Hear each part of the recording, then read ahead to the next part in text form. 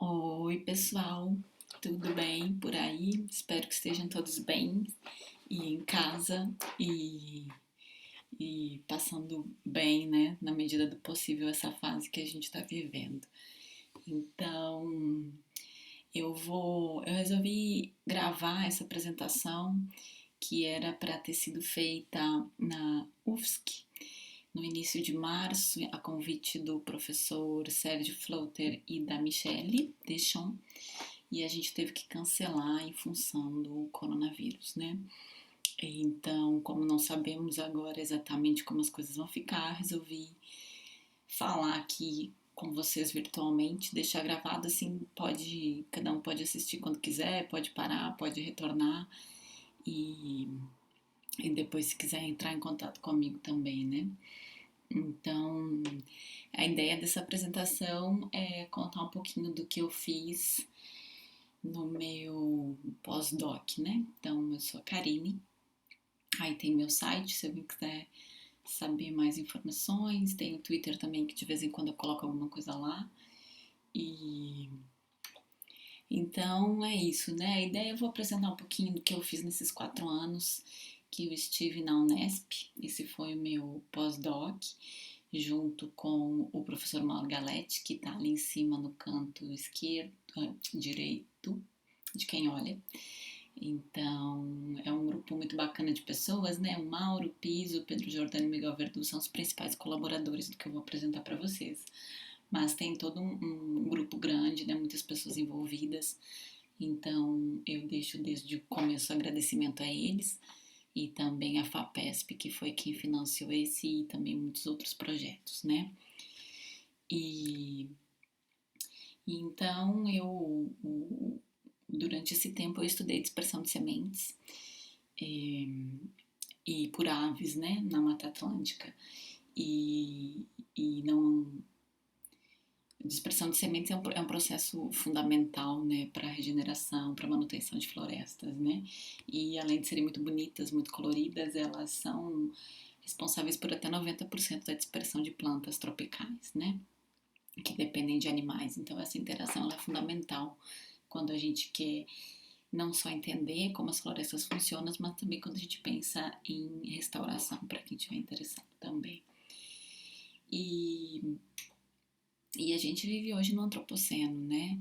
Essa é uma época geológica, então, que tem sido considerada pelos geólogos, né, como essa época em que o planeta sofre imensas transformações devido às ações humanas. Existe alguma discussão de quando o antropoceno começou exatamente, mas não há muita dúvida de que nós estamos vivendo ele agora, né? E a gente tem atualmente, então, até 40% da superfície terrestre transformada ou degradada por ações humanas. Na verdade, isso se torna um ambiente muito interessante para a gente estudar o que o Hudson já dizia lá na década de 60, né? Que ele chamava do teatro ecológico e a cena evolutiva. Então, tanto o título da palestra eu faço uma referência a esse livro que eu acho bem interessante e me influenciou bastante lá na graduação para desenvolver essas ideias ao longo de todos esses anos, né? E eu vou explicar para vocês ao longo da palestra o que isso significa exatamente. Mas a ideia é que a gente tem um teatro que é o tempo atual, né? Que é, então a gente pode fazer esse paralelo, que é onde as coisas estão acontecendo, que é o nosso meio ambiente. E nele estão os atores, e eles interagem, né? Como se fosse um script, um teatro. E eles interagem de acordo com processos evolutivos que permitem que eles chegassem no tempo atual e interagissem, né? Por exemplo, a gente tem questões de polinização, né? Que são adaptações da planta e com uma certa morfologia floral e o polinizador com uma certa estrutura de bico, né? De probóscide para poder polinizar determinadas plantas. Então a gente tem um processo adaptativo, né? Então essas interações elas podem ocorrer por questões de história evolutiva. E na dispersão de sementes é a mesma coisa, né? A gente chama de trait matching, né?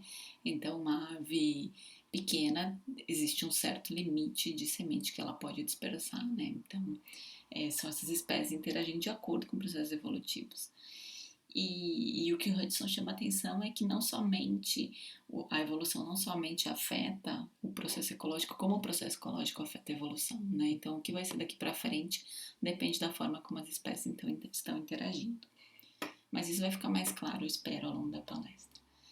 E aí eu coloquei esse videozinho que eu já vi muitas vezes, mas nunca canso de observar. Esses bichos são maravilhosos, né? Desculpa a tremedeira, mas é um videozinho manual que eu fiz logo que eu tinha voltado do doutorado, que 4 anos no exterior e voltei pro Brasil, então eu tava bem emocionada. Foi logo que eu cheguei na Unesp. Tinha ido trabalhar num dia de pouco movimento e ali estavam eles. Então, olha só, essa é a interação, né? A gente tem os atores, no caso, o Tucano, e ele tá interagindo com o palmito, né? O palmito de safra. Então, ele está fazendo um processo de despertar de semente. Esse é o teatro ecológico, né? E a evolução tem um papel gigantesco aqui. Então, a gente está observando, na verdade, ali milhões de anos de evolução acontecendo, tanto da parte da ave quanto da parte da planta. E essa ave tem toda uma adaptação, né? Esse bico maravilhoso para conseguir pegar esses frutos que ficam ali pendidos no cacho, né? Então, esse é o teatro ecológico, esse é o evolutivo, né? E o que eu mostro para vocês um pouco nesse trabalho é essa ideia ecológica do que está acontecendo agora com as modificações feitas pelo homem, né? Mas também, depois, numa terceira parte, quais as possíveis consequências em termos evolutivos disso, né?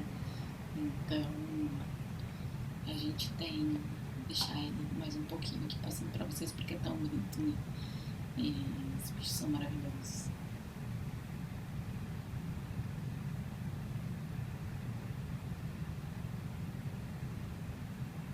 Acho que aqui no final do vídeo tem ele dispersando, quer ver? Dá uma olhadinha aqui embaixo do rabinho dele. Daqui a pouco, pluft, soltou. Não foi uma dispersão muito eficiente, que foi do lado da planta-mãe, mas enfim, né? Pode ter sido até outra semente de um outro indivíduo, mas vamos lá.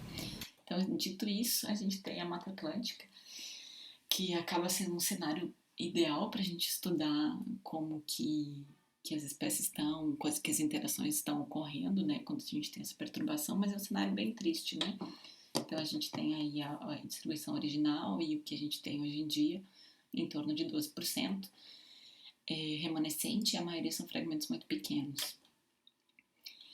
Aqui é um sobrevoo de uma das áreas que o grupo onde eu fiz o pós-doc trabalha, que é na Serra do Mar, né? Essa aqui é Carlos Botelho. Então veja que a gente tem ainda alguns remanescentes de Mata Atlântica bastante grandes. Essa floresta é linda, maravilhosa, né? Assim, cheia de esse esplendor que a gente espera de florestas tropicais, mas não necessariamente ela contém toda a fauna que a gente esperaria ter. Mas isso é pode acontecer o que a gente chama de defaunação, né? Que é quando você tem a floresta muitas vezes em pé ainda, mas os bichos já não estão lá por diversos fatores, seja caça ou muitas vezes também diminuição de hábitat, né? Que isso aqui, então, a gente tem vários processos ocorrendo junto ao mesmo tempo aqui. A gente tem a perda de hábitat, a gente tem essa fragmentação, né? Onde a floresta é como se fosse desmanchada em partes, e provavelmente uma área bastante defaunada, né? Então, isso, na verdade, é o que resta da Mata Atlântica, a grande parte da Mata Atlântica hoje em dia, em torno de 88%. E aí a gente tem também essas áreas muito agrícolas, né? Os fragmentinhos ali no meio e uma matriz enorme de né? Uma matriz agricultural, silva pastoril. No estado de São Paulo, muita cana, né? Os canaviais tomando conta, tendo a substituição de hábitat, e as grandes cidades também, né? Então, olha que resta. Então, a gente tem ali, né, o que eu acabei falando antes, então a defaunação ocorrendo junto com essa perda de hábitat, né, que é defaunação, então, definida como a extinção global, local ou funcional. Então, você pode ter a extinção da função ecológica também, né?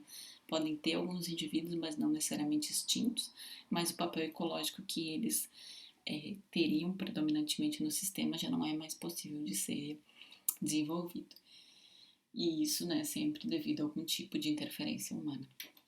Então, na floresta atlântica, em relação às aves, para ter uma ideia, né, isso é o que a gente esperaria de uma floresta bem conservada. Então, essa variação de formas, né, de tamanhos, de bicos que acabam refletindo em funções ecológicas, né, o que esses bichos representam, o que eles podem comer, o que eles podem dispersar. E isso é o que a gente, na verdade, encontra em áreas defaunadas, né? Então, veja que é uma diferença bastante grande. Então, dado esse cenário, né, que eu mostrei para vocês, esse projeto de 4 anos de pós-doc, então ele teve várias fases, né, mas todos tentando responder a mesma coisa, né, o que acontece com a dispersão de sementes nessas paisagens antropogênicas. A gente respondeu isso em diferentes escalas. Então, eu vou explicar para vocês a escala local, uma escala regional e depois essa escala ecológica evolutiva, né? Que é o que a gente poderia chamar de, em inglês poderia ser, em português, desculpa, dinâmicas ecoevolutivas, por exemplo, né? Então tá aí o nosso teatro ecológico, né? Acho que, espero que tenha deixado um pouco mais claro o que eu quero dizer com isso, mas então no caso aqui, quem são os nossos atores são as aves dispersoras de sementes e as plantas com suas sementes, né? Então a gente tem o script da peça, né? Como é quem interage com quem. E a ideia é, bom, elas interagem, né, por causa de histórias evolutivas que conseguiram chegar no momento presente. E o que vai definir ou como que essa peça vai acabar, na verdade, são as interferências humanas que estão, a hipótese é, né, estão mudando a forma com que essas espécies interagem. Então, quais as consequências disso? E aí, para fazer isso, eu usei o Atlantic Givery, que foi publicado em 2007, que é esse que está à esquerda de quem olha. Então, tem muitas áreas, né? É um banco de dados excelente de interações ecológicas. E aproveito para deixar aqui uma dica, né? Não sei se quem não conhece, mas o Atlantic é uma série de data papers que está disponível na Ecology. Ele foi liderado lá pelo pessoal da Unesp, mas tem muita gente envolvida, pesquisadores do Brasil inteiro. E é basicamente um enorme banco de dados de diversos grupos diferentes, tá bom? Então, quem estiver interessado em macroecologia, por exemplo, pode dar uma olhada lá, de animais terrestres. Marinho, o Sérgio disse que estão providenciando, então quem sabe em breve a gente tem algo parecido para o mar. Bom, e aí as interações ecológicas, como que eu estudo elas, né? Eu uso redes ecológicas, a teoria de redes, né? E essa abordagem ela pode ser bastante teórica, mas como ela pode ter uma implicação prática muito bacana, assim, ela acaba sendo uma forma bastante didática, eu acho bastante fácil de entender ou de tentar, de certa forma, reduzir essa complexidade, né? Então, a Jane já falava, assim, na época que surgiu esse boom das redes, né? Para que serve isso? Chamando aqui de food webs, mas pode chamar de networks ou redes, né? Então, para que serve isso? É só um flu-flu ou um frufru, dependendo da região do Brasil que se for falar. Ou é uma ferramenta prática para a gente resolver problemas práticos, né? No meu ponto de vista, pode ser os dois, mas eu tenho utilizado e para mim é uma forma muito interessante de tentar desvendar esse entanglebank do Darwin, né? De desvendar a complexidade da natureza parte a parte, digamos assim.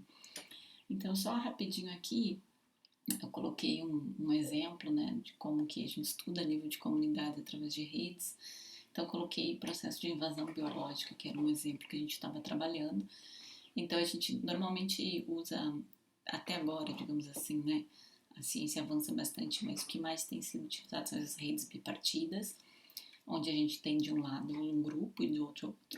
Então, aqui no caso, de um lado a gente tem os polinizadores de outras plantas. Então, que polinizador poliniza qual planta, né? Então, quando a gente tem, por exemplo, uma invasão biológica, a gente tem a flor ali em rosa, pink, né, entrando na comunidade, ela é invasora, então ela estabelece um link inicial com uma espécie generalista, isso a gente já sabe, é um padrão.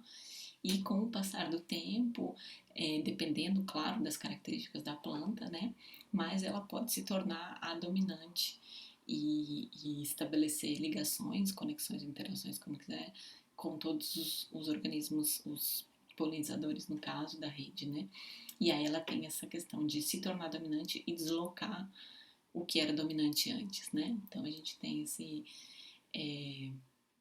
deslocamento das espécies, muito mais, muitas vezes até do que extinção, mas existe toda uma troca funcional dentro do sistema. E aí a gente pode pensar que também, né, isso depende do tipo de estrutura inicial que a gente tem. Então eu coloquei ali embaixo, né, o pré e pós-invasão. Então quando a gente tem ali em cima é o que a gente chama de redes aninhadas, na primeira parte. Então quando a gente tem essa características, né, de costumo falar de bonecas russas, né?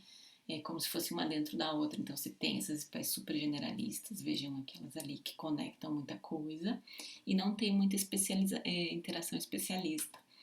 No caso aqui, a gente teria uma estrutura mais modular, então os grupinhos são separados, porque tem interações mais especialistas, pode-se pensar assim, ou por uma questão também, dependendo muitas vezes do que você for estudar, né? De quildas, por exemplo, se for estudar dispersão ou mesmo polinização, né? Da polinização por insetos junto com polinização por aves, por exemplo, você vai ter módulos diferentes no sistema, né?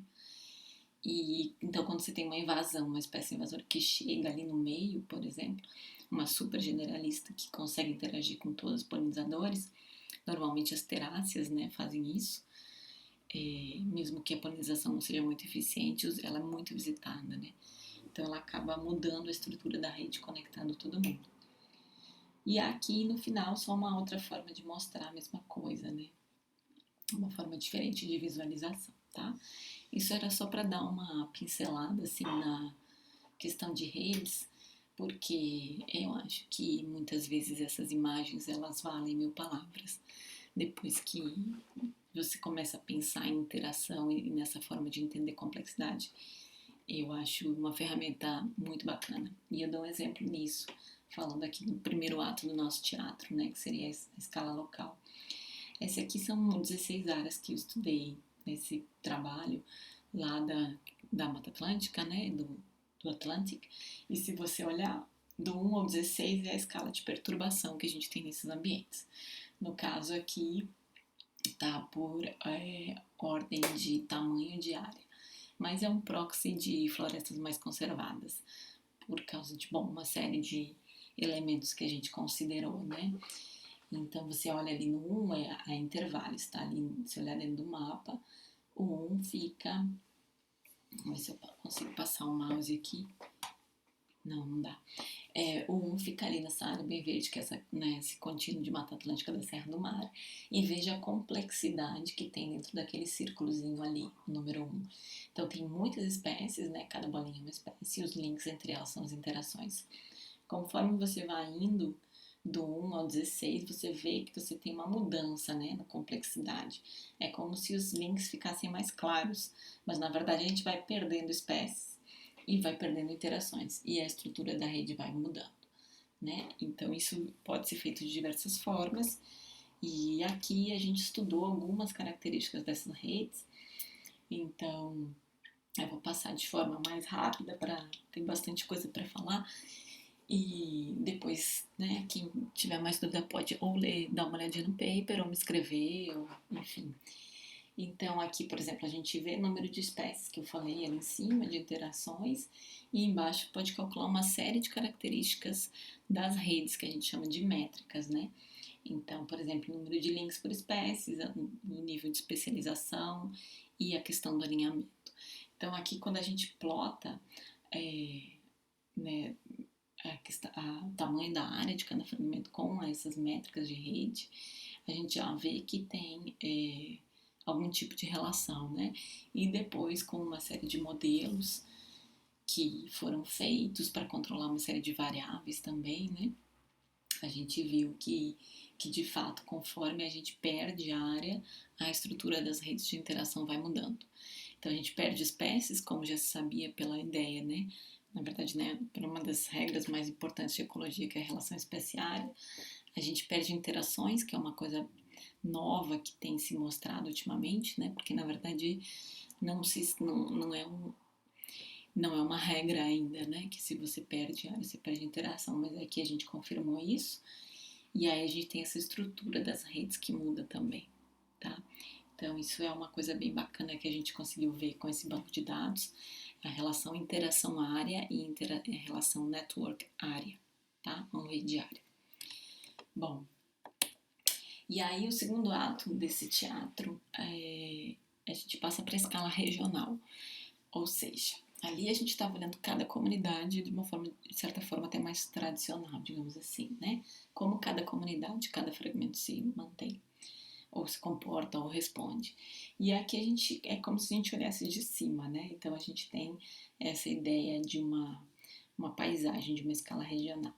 Então aqui a gente desenvolveu essa ideia de meta-network ou meta-rede. Então se vocês olharem cada um desses conjunto de nodos, né? Nodos seriam essas bolinhas, que são as espécies, e interações, que são esses links entre eles, representam um fragmento, né? Então, se você olhar para esse grupinho mais da direita, lá no topo, seria um fragmento menor, um fragmento pequeno, com poucas espécies e poucas interações.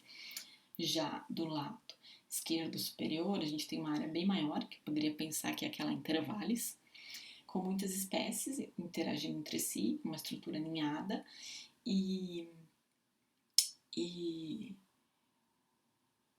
isso. E aí você tem, né, nos dois casos e também nos outros casos, né, os links que estão em vermelho e em cinza mais claro. A ideia aqui é que os links que estão em vermelho seriam as interações que são compartilhadas entre os fragmentos. Então, o mesmo tipo de interação ocorre se você seguir essas linhas azuis, né? Então, nesse fragmento, pega só os dois do topo, do fragmento maior para o menor. Então, você tem aquela interação ali do topo, é a mesma que ocorre no fragmento pequeno e no fragmento grande. E é a mesma que vai para as outras linhas. Então, você tem essas interações sendo compartilhadas, né, a nível de paisagem, então como se fosse olhasse de cima, e essas interações elas são compostas por esse pairwise que a gente chama, né, uma planta, uma espécie de planta e uma espécie de animal, e de ave no caso, e eles têm características, então você pode fazer essa junção de grupos funcionais. Quais são os grupos funcionais que são compartilhados entre os fragmentos e que potencialmente podem conectar essa paisagem, podem conectar essa estrutura em uma meta-rede, né? Então, essa é a ideia de quais as funções ecológicas compartilhadas numa paisagem fragmentada, tá? E, bom, e o que isso significa, obviamente. Então, isso a gente construiu de uma forma muito simples, como eu falava, né? A gente trabalha a nível de interação, tem sido, na verdade, o foco da minha linha de pesquisa. E aqui é muito fácil, muito simples, digamos assim, é simplesmente combinar as duas coisas. Ao invés de trabalhar com espécie em nível separado, eu sempre vou olhar a interação. E aí a gente constrói as matrizes, né, da mesma forma, como uma abordagem de biogeografia de ilhas, onde você tem as linhas são os sites e as colunas são as interações e não as espécies. E você vai completando a matriz conforme, no caso aqui foi presença e ausência da interação J no site I, mas pode ser frequência também, tá? Qualquer coisa. E como resultados gerais, né, como a gente já esperava, uma diversidade muito grande de plantas e de animais, de aves no caso, e o que foi muito surpreendente, né, um número muito único, muito alto de interações únicas. Quando eu falo em interações únicas é importante aqui, porque são interações, uma combinação única de espécie de ave com espécie de planta, tá? Então a gente tem mais de 2.300 combinações únicas. E isso vocês vão ver que depois vai ser bem legal quando eu falar o que isso significa para a nossa meta-rede.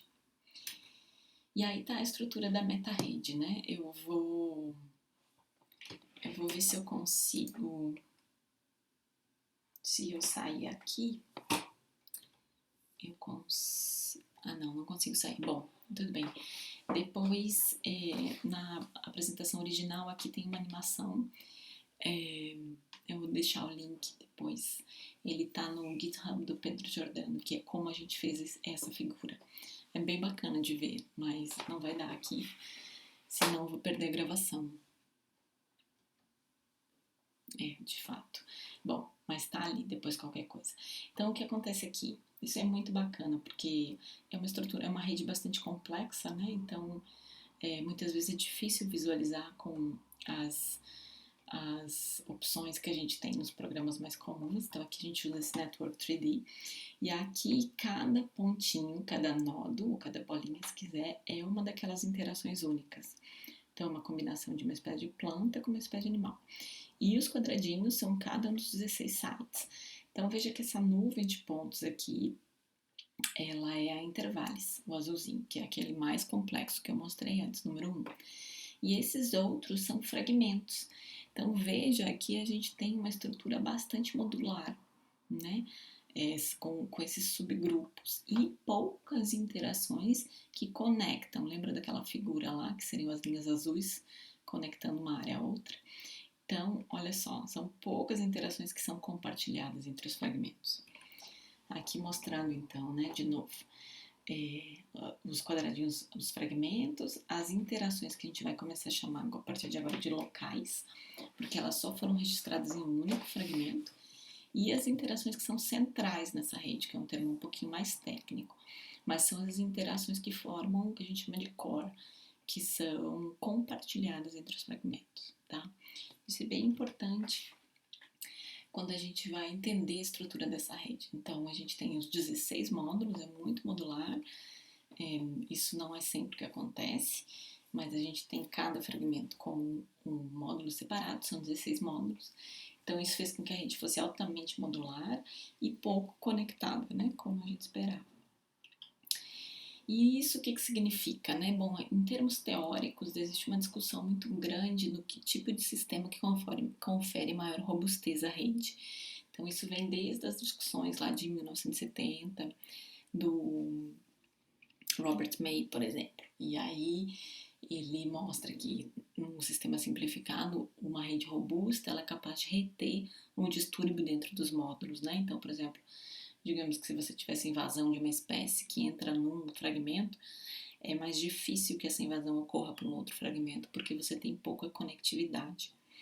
Por outro lado, né, existe toda uma série de modelos mais avançados e talvez mais realistas desenvolvidos até agora, mostrando que, na verdade, você também pode ter esse tipo de estrutura muito frágil, porque se você perde essas poucas conexões, esses compartimentos se tornam isolados. Então, dependendo do sistema que você estiver estudando, isso pode ter implicações muito grandes para manter essa estrutura como ela é, né? Então, em termos populacionais, a gente tem estudo muito em metapopulações a questão do Ali effect, né? Você vai tendo poucos, ou mesmo de fluxo gênico entre as comunidades, digamos, talvez seja mais fácil de pensar nisso, né? Então, você vai tendo um pouco fluxo gênico e aí você vai tendo todo esse problema de ter talvez menos indivíduos ou muitos indivíduos endogâmicos ali, né? Enfim. No caso aqui da Mata Atlântica, né, a gente vai para a questão muito de como é a fragmentação, né? Então é um sistema que acaba se tornando muito frágil. Se a gente pensar que poucas interações estão sendo compartilhadas, isso significa poucas funções ecológicas. Mas, por outro lado, quando a gente olha a questão de beta-diversidade, a gente já esperava, né, uma beta-diversidade muito grande e até uma questão, um aspecto de geografia, porque esses fragmentos são muito distantes entre si, né? Então, ele é um banco de dados que serviu muito para o desenvolvimento de ideias, né? Mas também sofreu muita crítica já em relação a isso. Ah, mas você não pode falar isso, porque essas áreas são muito distantes. Tudo bem, a gente fez uma série de testes para ver isso, de correlações, e apenas 50% dessas interações do que a gente encontrou, na verdade, devido à distância geográfica, né? O resto são outros fatores que estão por aí. Um deles é a beta-diversidade, né? Característica de sistemas tropicais. O que a gente ficou bastante espantado aqui, mesmo conhecendo os sistemas tropicais, é a beta-diversidade de interações, né? Então, basicamente, os fragmentos cada um é muito distinto um do outro, né? Então, a gente tem índice super alto tanto de turnover quanto de composição, né? De interações, tá? Então, isso foi bem interessante de ver também. Bom, e aí a gente conhece a estrutura, então, né, desse sistema e a gente está interessado também em saber um pouco mais sobre essas interações centrais, né, que mantém a coesividade, um termo mais técnico, de mantém isso junto, digamos assim. Quem são, né? E aí, para fazer isso, também existe uma série de métricas que podem ser usadas. Aqui a gente usou o betweenness, né, que é uma métrica que nos diz o papel daqueles nodos em conectar a paisagem, basicamente, em resumo. Então, qualquer nodo que tenha um BC, né, um betweenness maior que zero, tem algum tipo de função ali dentro para manter. Ele primeiramente tem que ocorrer mais de um fragmento, né? E depois, quanto mais fragmentos ocorrer, no caso maior o betweenness, mas também existe uma questão estrutural, né, que é essa questão que seria que é uma menor, não basta simplesmente ser mais conectados, mas quem você conecta, digamos assim, tá? Então aqui o que a gente vê é que a maioria dos pontos das interações, esse gráfico é feio, mas se você olhar tem um tail gigante, né, que é onde a maioria das interações, quer dizer que poucas interações na verdade têm algum papel funcional de conectar isso, e muitas interações têm um betweenness igual a zero, que é o que explica muito, né, aquela questão das interações únicas, ou seja, é explicado pela maioria das interações serem únicas, então elas não conectam nada, elas simplesmente ocorrem naquele fragmento. E essas outras, que são aqui em torno 200 interações apenas, né, é 8% do que a gente encontrou de total de interações conectam a paisagem. Então, é um sistema que parece ser muito frágil à perda de interações. E a gente fez isso aqui simplesmente de forma ilustrativa, né? Tirando então ali no B todas as interações únicas, então você vê que você fica com um core muito mais simplificado, e em C tirando o core, então você vê que você fica com os fragmentos totalmente isolados, né? E acho que essas imagens deixam bastante clara assim, a importância de ter esses conectores no sistema, né? Bom, e aí, para finalizar aqui a análise dessa parte de nível regional, aqui entra a parte que eu falava no início de grupos funcionais, né? Então, se vocês lembrarem daquela figurinha teórica lá no início dessa parte, que tem as linhas azuis conectando os fragmentos e os shapes, né, as silhuetas dos bichinhos e dos frutos, aqui estão eles. Então, a gente tem os frutos grandes, com os dispersores grandes, tá ali em vermelhinho, e no outro lado do gradiente, em lilás, né, os animais menores, de menor porte, e as sementes pequenas que eles dispersam, e ali no meio tem algumas intermediários. Mas o legal de ver nesse gráfico aqui, então a gente tem no X a área do fragmento, né, e no Y é a frequência cumulativa. Então, o que a gente vê é, começando pelo vermelho, que são os bichos grandes, portanto, sementes grandes. Se você olhar no X, você vê que você tem um mínimo de área necessária, em torno de 10 mil hectares, para começar a ver essas interações ocorrerem. Então, você pode pensar pelo outro lado, né? Você tem um threshold até 10 mil hectares, você tem interações de grande porte ocorrendo. Depois disso, só interações ou a ave é grande e a semente pequena, né? Ou a semente é grande e a ave é pequena. Mas você tem essa dominância, digamos assim, de interações de pequeno porte. Elas ocorrem em todo o gradiente de interações. Então, desde fragmentos muito pequenos. Então, como é cumulativo, né? É o que de novas interações você vai tendo conforme você aumenta a área. E aí a gente vê a importância também de ter todo o gradiente de área, né? Inclusive para as interações pequenas. Tá vendo? Então aqui a gente um gráfico bem importante, na verdade, mostrando novamente a importância da área para as interações, né? Complementa aquele trabalho inicial também lá que eu falava da relação network area e interação área. Bom, então, só para finalizar aqui, o que a gente tem nesse segunda parte, da, nesse segundo capítulo, digamos assim, essas interações que estão desaparecendo, né? Então, as sementes grandes, dispersas pelas aves grandes. E a gente tem, por outro lado, na verdade, o que a gente chamou de persistent interactions, que são essas interações menores, que são feitas por esses animais, né? Por essas aves mais comuns, muito mais generalistas, em relação ao tipo de ambiente que eles podem ocorrer. E essas espécies de árvores também, né, de plantas, que são geralmente secundárias, que podem se dar bem em fragmentos mais perturbados, com maior luminosidade, por exemplo, né? Bem, aqui, se alguém, são meia hora já falando, então se alguém quiser tomar uma aguinha e voltar daqui a pouco, tá gravado aí, não tem problema, pode só dar um pause. Eu vou continuar aqui falando do terceiro ato, então, que é entender o aspecto evolutivo disso tudo agora. Então a gente entendeu, né? A gente tem o nosso teatro acontecendo lá, os nossos atores, a nossa peça, a interferência no script. E o que isso significa? Quais as implicações que a gente tem disso, se pensar em evolução de interações? Então tem uma série de perguntas que podem sair disso, né? Por exemplo, quais os clados que estamos perdendo no antropoceno? Quão distintos esses clados são e as interações. Tem uma questão de assimetria, que é um pouquinho mais teórica também, de interações. E quantos milhões de anos de história evolutiva estamos perdendo no antropoceno. Bom, aqui então vem mais uma figura teórica. E isso é o que acontece com as interações entre espécies no teatro ecológico, que é aquilo mais ou menos que eu falei para vocês antes. Os dois grupos interagindo, né? No meio são quem interage com quem. Isso aqui é mais no formato de uma matriz. E isso é a cena evolutiva tomando parte na interação. Então você coloca por detrás a história evolutiva das aves e das plantas e você consegue calcular quantos milhões de anos de história evolutiva estão presentes em cada interação. A gente fez isso calculando um índice que chama Evolutionary Distinctness, que nos dá uma ideia de quão único cada clado, cada espécie, no caso aqui, é dentro do seu clado ou dentro da sua própria árvore filogenética, né?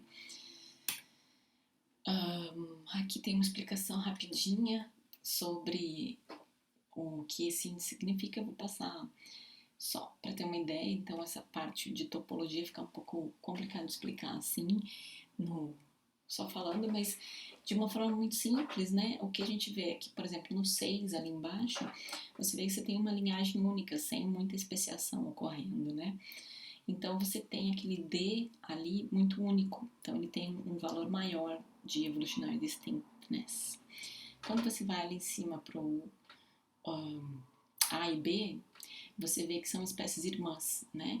Então, elas compartilham muito mais história evolutiva entre elas, e inclusive com C. Então, você tem mais especiações ao longo daquele tempo evolutivo, né?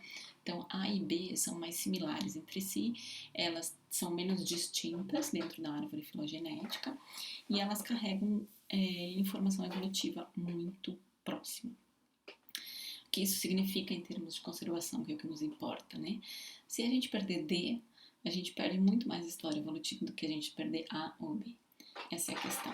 Isso pode ser refletido de muitas formas. Uma delas é associar com função ecológica, né? E outra é com questões de adaptação. Essa espécie D já passou por muitos processos, né? Tem muito mais antiga e muito mais única. Então, é uma espécie que conseguiu chegar ao tempo atual. Então, você pode pensar que ela é muito resiliente e talvez não consiga passar as barreiras impostas pelas ações humanas, que essa é a ideia. Então, aqui, por exemplo, quando a gente tem as duas espécies sendo consideradas de pequeno porte, né? Tanto a ave quanto a semente, elas têm uma história evolutiva. Quando a gente soma as duas, 3,5 mais 2,9, a gente tem o total de história evolutiva daquela interação. Por outro lado, a gente tem a mesma coisa quando a gente tiver interações entre bichos grandes e sementes grandes. Então, a gente tem um ED maior, porque são interações mais únicas, né? Dado aquele valor que eu expliquei para vocês. O que acontece no antropoceno com a defaunação? A gente pensa, né, nossa hipótese, né, que a gente vai perder aqui a jacutinga, então a jacutinga número 6, que tem 6 milhões de anos de história evolutiva, e as interações, que algumas das interações, pelo menos, né, ou na verdade todas as interações, desculpa, que ela tem no sistema. Então aqui a gente hipotetiza, você perde a jacutinga e você perde do outro lado também a história evolutiva daquela interação com aquela planta que depende unicamente dela, tá? Então essa é a ideia de perda de história evolutiva da interação. Bom, então os resultados disso, né? Aqui foram 21 sites utilizados daqueles do Atlantic Frugivory. A primeira coisa a ser feita foi construir as árvores filogenéticas das plantas e das aves. Então aqui estão elas, as figurinhas, os valores ali dentro da árvore filogenética. Quanto mais amarelinho, mais distinto é a espécie dentro do clado, né? Dentro da árvore filogenética, tanto para um lado quanto para o outro. Não é tão fácil de ver, são sistemas complexos, né? Então a gente tem os números. E aqui, então, primeiramente relacionando a questão dos traits, né, das características. Isso nos mostra, no a gente tem o ED das aves e o body mass. Então, quanto tem uma relação significativa de que as espécies com porte maior, no caso aqui é body mass, né, tendem a ser mais distintas dentro da árvore filogenética. Da mesma forma para as sementes. Então, quanto maior a semente, mais distinta ela é dentro do seu clado. Dentro da sua árvore filogenética, tá? É claro que isso muda conforme a gente determina a árvore filogenética. Aqui as árvores filogenéticas são definidas pelo que a gente tem no Atlantic Frugivory. Se a gente colocasse as árvores e as plantas do mundo inteiro, provavelmente não sei se provavelmente não testei, mas pode ser que, né, ou você tenha um padrão um pouco distinto, mas para o dataset, para a nossa comunidade, é isso que tem. Então, quanto maior, mais distinto. E aqui estão alguns exemplos, bichos muito bonitos, né? Considerados grandes para esse pool de espécies que a gente tem, funcionalmente bem importantes. E as plantas também, tá? Um euterpe e uma virola. Aqui o que a gente fez foi bem legal, porque você pode mapear onde que esses EDs mais distintos estão ocorrendo. Então, se você olha, a gente tem os fragmentos estudados colocados ali numa ordem de intensidade de defaunação. E aqui a árvore filogenética. Então, você consegue mapear onde que estão esses EDs.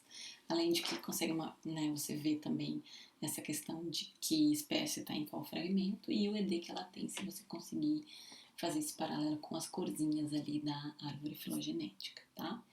Então, a gente vê que quanto mais aumenta a defaunação, você perde as espécies e você perde os EDs mais distintos também, né? As espécies mais distintas estão aqui pro lado esquerdo do gráfico, ali no intervalo, escala no botelho, tá bom? E para as plantas, então, também a mesma coisa, aqui é gritante a intervalos, né? Mas aqui a gente vê que tem um turnover maior de espécies. Se você olhar aqui, parece que vai afunilando o número de as aves em relação no gradiente de defaunação. E aqui, claro, né, gritante ali nos 3 primeiros casos, mas depois a gente já vê um turnover maior de plantas. Bom, essa parte aqui, ela é bastante teórica, é o que a gente viu em relação à simetria das interações. Na verdade, foi uma questão a posteriori que surgiu, que é essa questão dos grupos funcionais, né, que a gente tinha visto antes em relação aos tamanhos de corpo de semente. E quando a gente olha isso, na verdade, a gente tem também, é como se fossem grupos funcionais dessas combinações de ED. Então, a gente tem os verdinhos, que são quando a planta é mais antiga. Se você conseguir olhar nos 2 quadros, você vai ver que a planta é mais antiga, em números absolutos, né? Ou mais antiga no caso de ED, mais distinta, desculpa, do que o bicho que é dispersa. E os amarelinhos é quando o bicho é mais antigo, né? Em números absolutos, mais distintos, perdão, do que a planta que ele dispersa, tá? Então, o amarelinho e o verdinho nos dão essas combinações e elas podem ser tanto para valores pequenos como para valores mais altos em relação a esse pool de espécies, sempre. E aí, quando a gente plota o ED das plantas em relação ao ED das aves, o que a gente tem é isso, na verdade, né? Essa grande distribuição de pontos, são muitos pontos, e essas duas áreas mais densas. O que nos mostra que quanto mais escura é o shade, né, a sombra, é onde se concentra a maior parte dos pontos.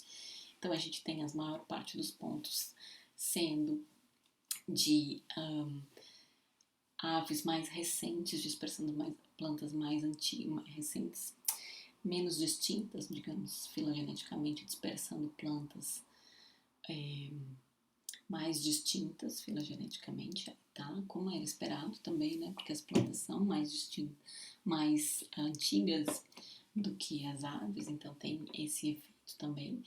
Mas a gente tem também esses pontos interessantes que eu quero falar para vocês, que é como esse aqui em cima, que é um defaunation effect, que é onde estão as aves de porte maior, né? Lembra daquela correlação inicial? Então aqui a gente tem muito menos pontos em relação àquele nuvem de pontos ali no meio. Isso pode ser por várias questões, mas pode ser simplesmente por uma questão de deformação. Essas aves estão desaparecendo no sistema, essas interações estão desaparecendo e, como consequência, essas histórias evolutivas da interação ecológica estão desaparecendo, tá? Então, isso é bem importante. E, por outro lado, a gente tem aqui o que a gente está chamando de Raskin Effect, que é uma hipótese. Então, o que a gente tem aqui? Veja que os pontos, se você pensar em relação ao X, eles ocorrem em todo o gradiente do X. Então, as plantas estão sendo mantidas no sistema, tanto plantas mais recentes ou menos distintas, quanto plantas mais distintas e mais antigas. E essas plantas estão sendo mantidas não pelos bichos grandes, mas pelos bichos pequenos, né? Que são os que são menos distintos evolutivamente. Então, o que está acontecendo aqui? Será que esses animais, essas aves que são menos distintas evolutivamente, estão conseguindo manter no sistema essas árvores mais distintas que já perderam os seus dispersores iniciais? Isso é uma questão bem interessante de ser mais investigada, né? Porque a gente tem algumas evidências de Rapid Evolutionary Change, né? Então, tem os trabalhos do grupo onde eu fiz o pós-doc mostrando adaptações rápidas das palmeiras à perda das aves dispersoras de semente. Então, onde você tem áreas mais defaunadas, as palmeiras diminuíram o tamanho da semente, justamente para poderem serem dispersas pelos animais menores, né? Essa é a ideia. Então é possível, né? Quem sabe você já tem aí uma força de seleção de tamanho de pico maior e redução do tamanho da semente, não sei. Na verdade, é uma hipótese que foi levantada em relação a isso. E são também essas interações que estão persistindo, né? Combinando lá com o primeiro trabalho, com o segundo trabalho, desculpa. Então a gente consegue ver algumas consequências no nosso teatro ecológico, né? O que vai acontecer? Bom, parece que esses atores vão sumir e esses vão persistir. E então, o que isso significa em termos de milhões de anos de história evolutiva, né? Então, quem que está desaparecendo nesse cenário? Então, ali no X a gente tem o gradiente de deformação e no Y a proporção de interações que permanecem no sistema. Então, começa todo mundo lá com o total que tem, né, dessas assimetrias, e conforme você aumenta a deformação, essas interações vão caindo, ou seja, resta pouco. Se a gente olhar pela linha amarela, que é o Bird-Skewed, que é onde a deformação é maior, porque são as aves maiores, mais distintas, que desaparecem antes, e elas levam as espécies consigo, né, as plantas que elas dispersam também são sementes maiores, então é aquele amarelinho de tamanho maior. Você vê que com um leve aumento no gradiente de deformação, você já perde mais de 70% das espécies, das interações, perdão, né? Então é o primeiro que desaparece, birds kill first. Depois vem a linha amarela tracejadinha, que também é quando as aves desaparecem primeiro, só que aí você aumenta um pouquinho a deformação, você tem em torno de 50% de perda. E os verdinhos vêm em seguida, então quando as plantas são mais antigas, também vai todo mundo sumindo. Mas parece que existe uma resiliência um pouquinho maior das plantas, das interações que são plant-skilled, ou seja, onde a planta é mais distinta. Ou seja, se a gente olhar o tracejadinho, quem permanece mais no sistema são os plant-skilled com low ED, que são aquelas interações onde a ave é menos distinta, são aves pequenas, mais generalistas, dispersando plantas mais antigas do que elas, ou mais distintas, tá? Então seria essa questão também, de novo, do rescue effect, permanecendo um pouquinho mais no sistema. Resgatando, talvez, possivelmente, né? É uma coisa a ser investigada para quem tiver interesse aí em desenvolver mais essas ideias. Então, se um dos fatores que a gente vê pouca extinção das plantas pode ser essa rápida adaptação que elas possivelmente tenham à perturbação e a essa adaptação dos parceiros também, né? Então, fica em aberto. E aí aqui é a última questão, que é de fato quantos milhões de anos de história evolutiva a gente perde. De novo, o gradiente de deformação, desculpa, eles têm escalas diferentes, mas significam a mesma coisa em relação à figura anterior. E ali no Y é o cumulativo EDI, que ou seja, é simplesmente a soma de quantos milhões de história evolutiva determinado fragmento tem, se eu considerar tudo que tem lá dentro, tá? Então, ali, a gente começa lá pelo 1, lá em cima do gráfico.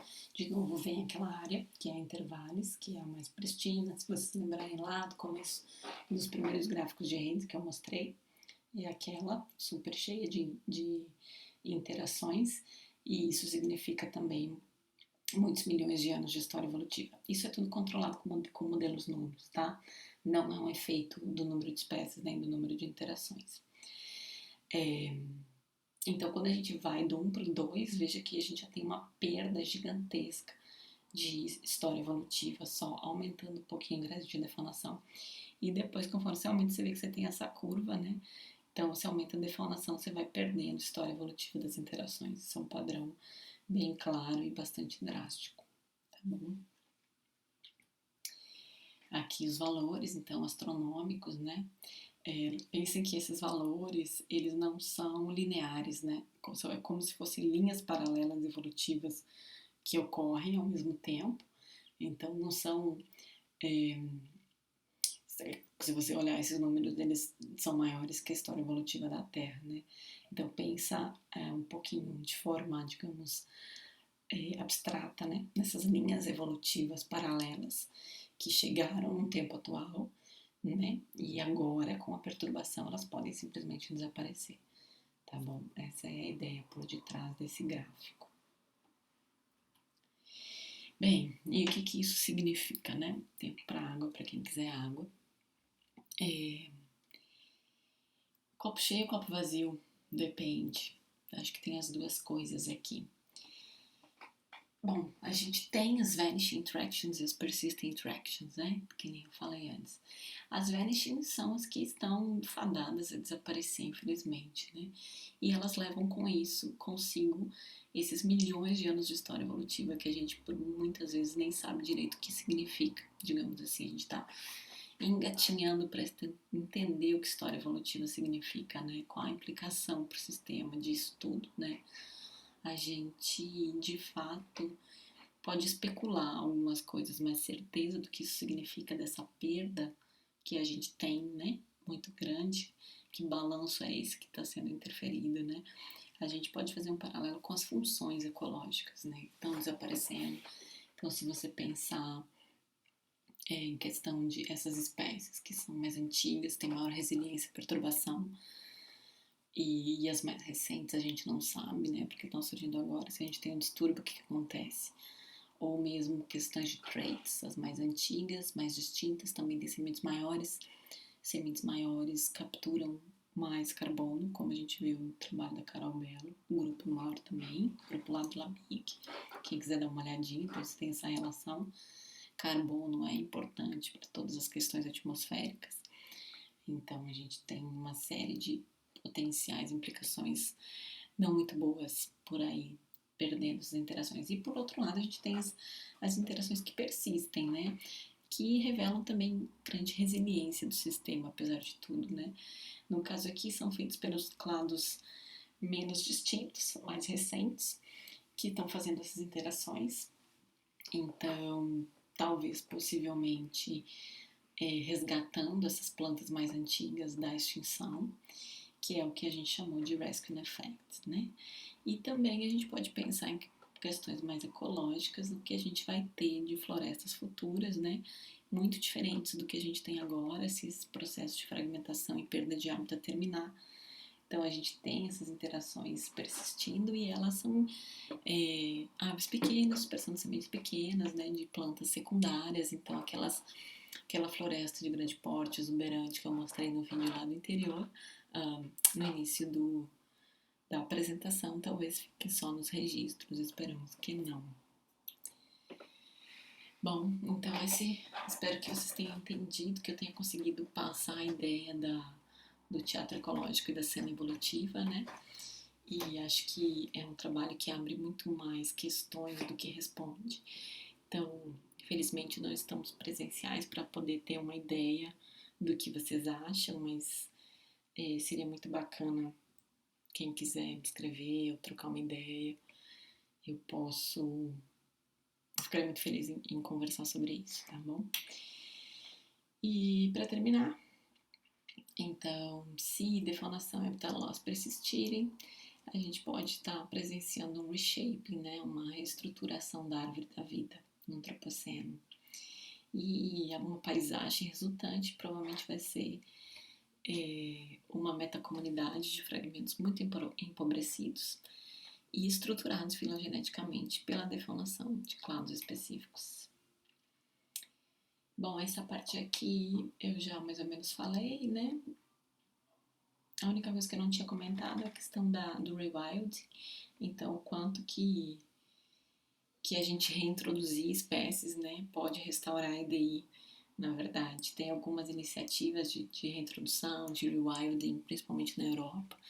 Quanto que a gente consegue restaurar não só de funções ecológicas, mas de história evolutiva que não tenha sido totalmente perdida ainda. As adaptações do antropoceno, né, o quanto que o sistema é resiliente. E, bom, as futuras florestas eu comentei.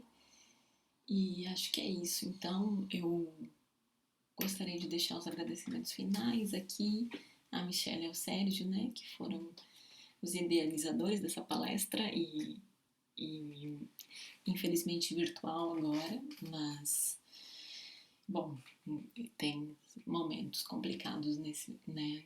Então a gente ainda tenta manter como pode a nossa estrutura de trabalho. E estamos aí também resilientes, né? No antropoceno, vamos ver que rumo as coisas tomam. Mas gostaria de agradecer muito pela oportunidade, espero que o pessoal consiga, que eu tenha conseguido passar algum tipo de mensagem, né? A palestra é longa, mas como dá para ir parando, espero que não tenha problema. Eu geralmente falo bastante. E agradecer, claro, novamente, isso não é um trabalho só meu, né? Eu liderei, mas com a colaboração desses grandes gigantes, como diz o Pedro, o caminho no ombro de gigantes. E a FAPESP, como sempre, né, pelo apoio todo. E a quem, ao ABIC, ao Unesp, ao CSIC, e a quem assistiu e quiser entrar em contato comigo, aí estão algumas das formas de me encontrar. Tá bom, muito obrigada e vou terminar o vídeo aqui. Espero vê-los em breve, pessoalmente, sem Covid.